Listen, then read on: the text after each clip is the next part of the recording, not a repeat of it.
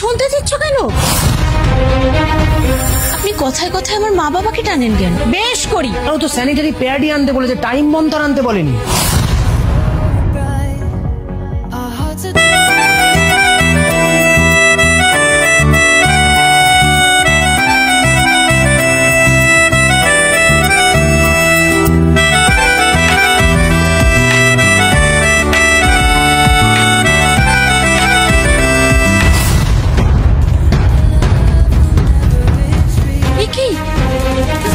তুমি শুনতে দিচ্ছ কেন? কেন মা? কেন মানে এমন ভাব করছো যেন কিছুই বুঝতে পারছো না। আমি সত্যিই কিছু বুঝতে পারছি না। তোমার পিরিয়ড হয়েছে আর এর মধ্যে তুমি ধূপ দেখাচ্ছ। শিক্ষা দীক্ষা নেই, একটা অসভ্য মেয়ে। আপনি এভাবে কেন কথা বলছেন? আমার পিরিয়ড হয়েছে বলে আমি ভগবানকে ধূপ দেখাতে পারবো না? দেখুন, যারা এগুলো ভাবে আমি তাদের মতো নই। ওরে আমার বিপ্লবী বউ রে, আমার বাড়িতে এইসব অনাচার চলবে না। যাও এক্ষুনি ফেলো ধূপটা, এক্ষুনি ফেলো।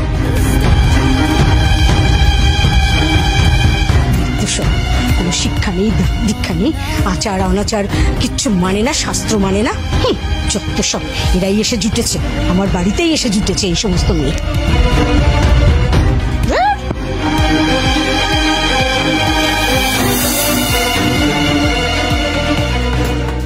পূজা, পূজা। হ্যাঁ মা বলুন। এই আমার চুলটা একটু বেঁধে দাও তো।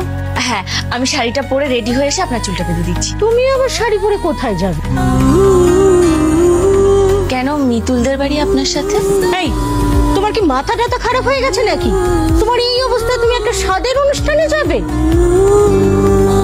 শোনো, ওটা একটা শুভ কাজ, সেখানে গিয়ে আর অনাচার বাড়িও না। দেখুন মা, এই পিরিয়ড না থাকলে সাধারণ অনুষ্ঠানটাই হতো না। এই চুপ করো। কলম লেখাপড়া শিখেছে না শিখেছে, বিদ্বান ভাবছে নিজেকে। তোমার মা হয়তো এইসবই শিখিয়েছে তোমাকে, তোমার বাপের বাড়িতে এইসব অনাচার চলতে পারে, কিন্তু এই বাড়িতে এসব চলবে না। আপনি কথায় কথায় আমার মা বাবাকে টানেন কেন? বেশ করি, যাওয়ার আগে মুডটাই খারাপ করে দিল। এই তুমি যাও তো এখান থেকে, যাও যাও যাও যাও। আপনার চুলটা? ওসব কিছু লাগবে না তোমার, তুমি যাও। না, আসলে ওদের যেটা সমস্যা সেটা হচ্ছে তোমার। স্বর্ণ, আমাকে একটা স্যানিটারি প্যাড এনে দাও না। হ্যাঁ যাচ্ছি। তুমি তো দেখছি লজ্জার মাথা খেয়ে বসে আছো। খুব মডার্ন হয়েছে দেখছি। জানো না এগুলো ব্যক্তিগত জিনিস, সবার সামনে বলতে নেই। মা, তুমি সব কি বলছো? ও তো ভুল কিছু বলেনি। বাহ বাহ বাহ বাহ বাহ বাহ বাবু বাহ।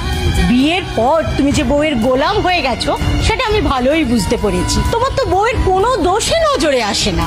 মা, তুমি কোথাকার কথা কোথায় টেনে নিয়ে যাচ্ছ বলো তো? আর ও তো স্যানিটারি প্যাডই আনতে বলেছে, টাইম মন্ত্র আনতে বলেনি। তুমি চুপ করো। মায়ের মুখে মুখে তর্ক করছো। আমাদের সময়ও মেয়েদের এসব হতো।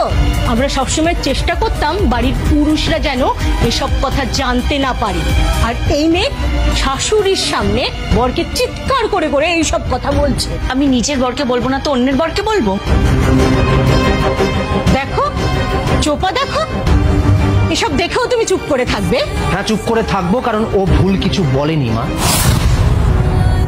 মা আপনাকে না আজকে কিছু কথা না বললেই নয়। আমি বিয়ের পর থেকেই দেখছি এই বাড়িতে আমি যাই করি না কেন তাতে আপনার সমস্যা কেন বলুন তো? আমি মানছি আমি সবটা পারি না, আমি গুছিয়ে কিচ্ছু করতে পারি না, কিন্তু আপনি তো নিজের মেয়ে মনে করে আমাকে সেগুলো শিখিয়ে পড়িয়ে নিতে পারেন। কিন্তু তা না করে আপনি সবসময় আমার বাবা মাকে টেনে আনেন, আমাকে চ্যাটান চ্যাটান কথা শোনান। কথায় কথায় তোমার মা এটা শেখায়নি, তোমার বাবা এটা শেখায়নি, এই কেমন কথা? এবার আসি পিরিয়ডের কথায়। যে জিনিসটার জন্য আজকে আমি আপনি এই পৃথিবীতে এসেছি সেটা নিয়ে এত রাগটা কিসের? হ্যাঁ, এই সময় এটা ছবে না, এটা ধরবে না, এটা করবে না কেন? আমি কি অসুচি নাকি? আর সূচি অসুচি এটা হচ্ছে নিজের মনের ব্যাপার। আগে নিজের মনটাকে শুদ্ধ করুন। এরপরেও তুই চুপ করে দাঁড়িয়ে থাকবি? হ্যাঁ থাকবো মা, এরপরেও আমি চুপ করে দাঁড়িয়ে থাকবো,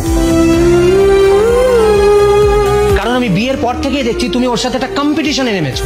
ওকে নিয়ে কোথাও ঘুরতে গেলে তোমার মুখ ভার হয়ে যায়, পান থেকে চুন কষলে তুমি ওর ঘাড়ে চেপে বসো, কথায় কথা ওর বাবা মাকে টেনে আনো। এ কেমন কথা? শোনো, তোমার যদি এতই সমস্যা থাকে তাহলে তুমি তোমার বউকে নিয়ে এ বাড়ি ছেড়ে চলে যাও।